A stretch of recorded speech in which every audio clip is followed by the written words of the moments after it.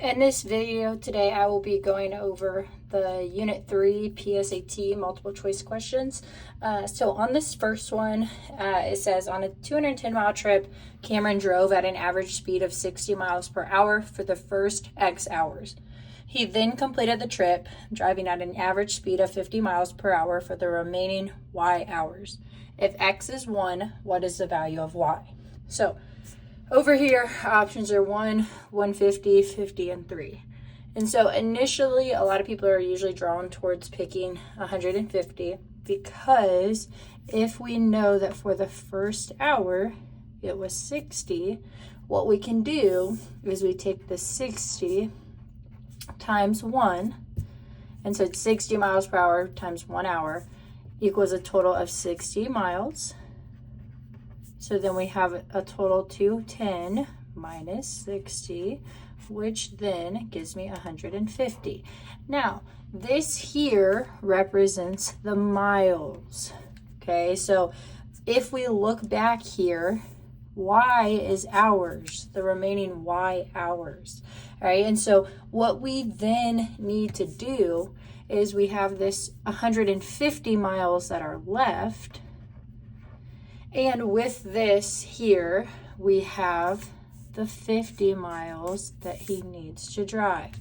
So here, when we look back, I took the 60 miles per hour and I timesed it by the hours. All right, and so that's where, if we think through this here, just so you guys can see and kind of set this up to be an equation, it was that my miles per hour times the hour equaled my miles.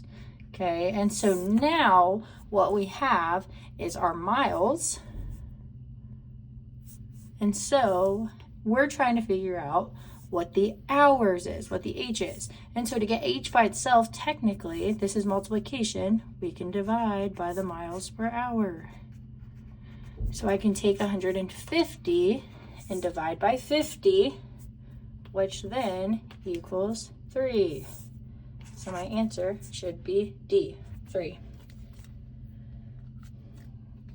So then on number 2, let's see if this will, on this one is a table. And so really what you can do here on this table is you guys can plug your values in.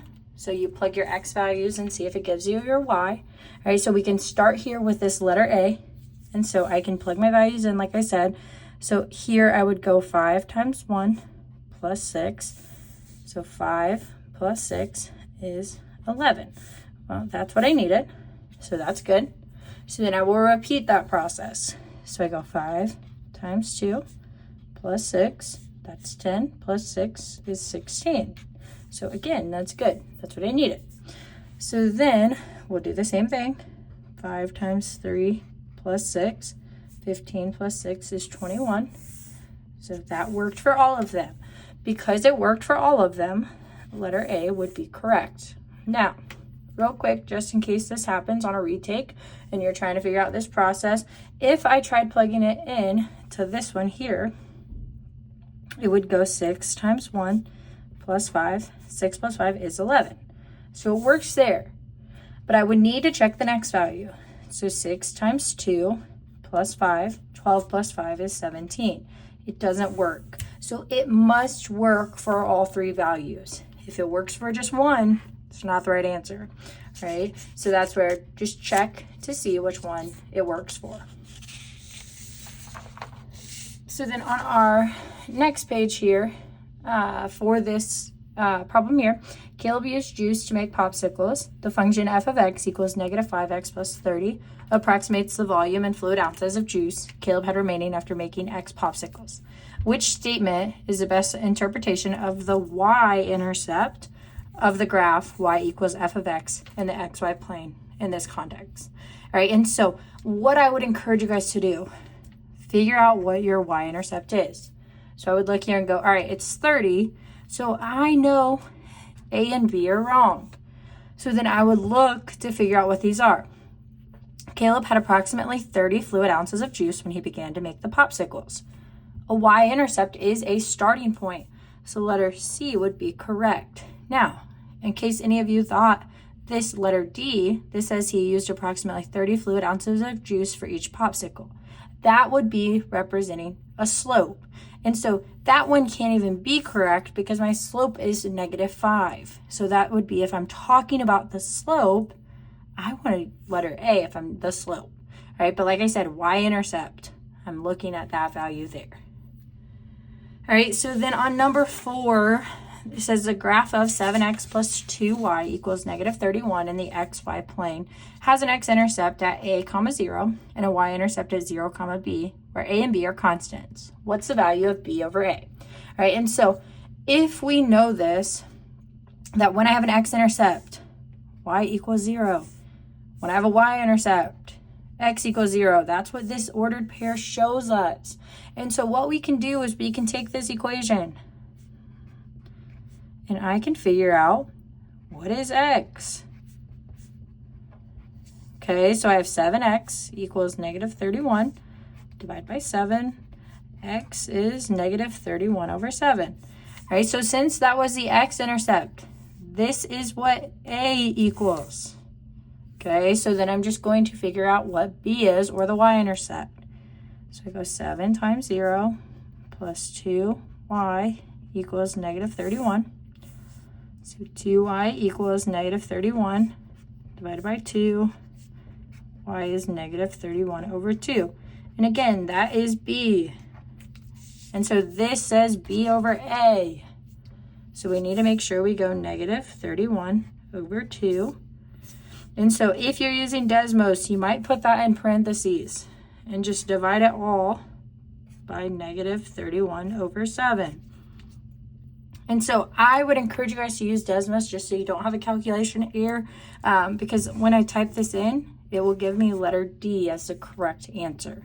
So just some reasoning here, 2 negatives, make it a positive, and so then you guys would see the rest of that there. So then on our last one, number 5, the table above shows the coordinates of 3 points on a line in the xy plane, where k and n are constants. If the slope of the line is 2, what is the value of k plus n? So the important piece here is our slope is 2.